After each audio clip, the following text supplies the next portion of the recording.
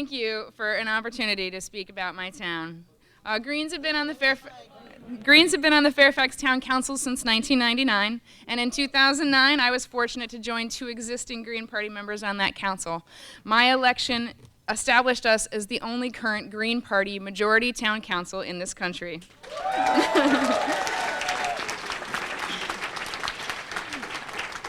Since my election, we convinced one of our Democratic members to also become a member of the Green Party. So we now have 4 out of 5 Green Party members.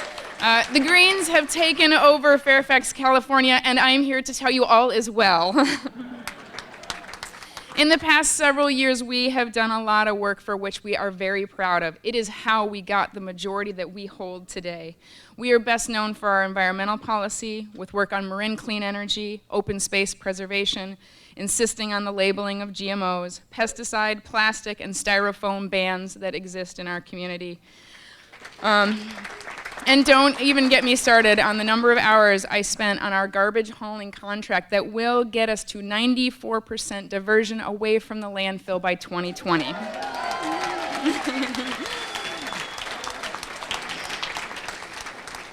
But today, I want to talk about our economic policies. And as I do, I want to keep in mind who really makes up our local town council. We're citizens. We are parents. We are workers. We live mostly normal lives. We volunteer in our community. And we enact change through shockingly basic means. We work really hard. We research. We negotiate. We compromise. We debate. We go through a lot of trial, and we go through a lot of error. We occupy the city government of Fairfax, not just with ideals and principles, but with the determination to do the boring part of getting the job done.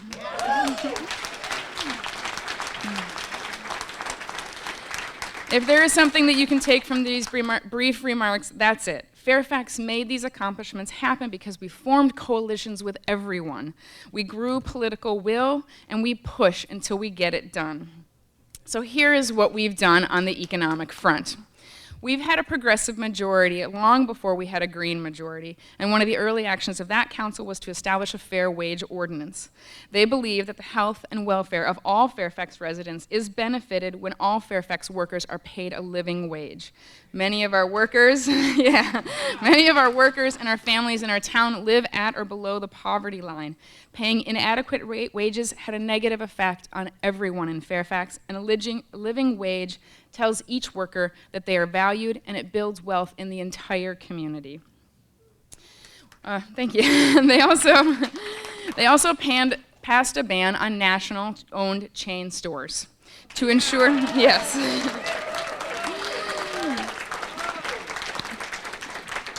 To ensure the unique character of our community, but also because doing business with our neighbors ensures our town's autonomy. It ensures our economic security and our collective solidarity. Yeah. So I came into service of elected office after spending 5 years as the executive director of a local nonprofit on sustainability policy and resilient lifestyle. That's where the chickens and the worms came in. I'm really just a farm girl from Minnesota. One project that spanned the work of that nonprofit and the service to the town of Fairfax was the Fairbuck. This is a local currency we launched last year. The Fairbuck is an initiative, collaboration between a nonprofit, a chamber of commerce, and a local government. It allows us, anyone, using this shiny little $3 token to have our residents, our visitors, and our businesses invest in Fairfax. The Fairbucks keep money local, they generate funds for local community projects, and they encourage a conversation about economic alternatives. I have a whole pocket full of those if you want one. They're $3, of course. And has that conversation about economic alternatives been fruitful? Yes, it has. Soon after the launch of the Fairbuck, we supported statewide legislation to form a public bank like the one we have that is in North Dakota. We believe that public tax dollars should not be placed in private banks for support the private gain. Public money should be in public banks for public good. Municipalities, small businesses, students, Homeowners should all be able to borrow money at reasonable interest rates that do not line the pockets of large corporate bankers. Yes. Thank you.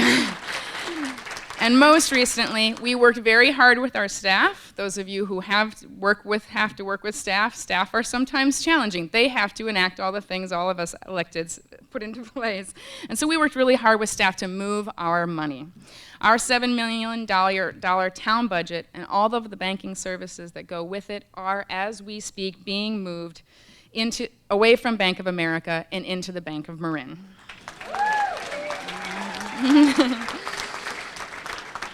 So when Fairfax incorporated in 1931 as a party town on the train headed north from San Francisco, nobody would have guessed that we would be the only Green Party majority town government in the country. We have become a place where local political initiatives synthesize with national and global campaigns for social and economic justice.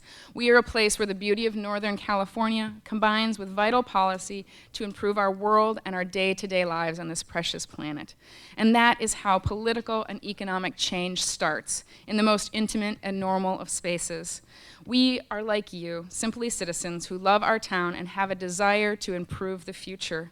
We represent constituents who want to live sustainably and responsibly in their community, and they need structures. They need support, they need networks, they need information, and the education of how to do so.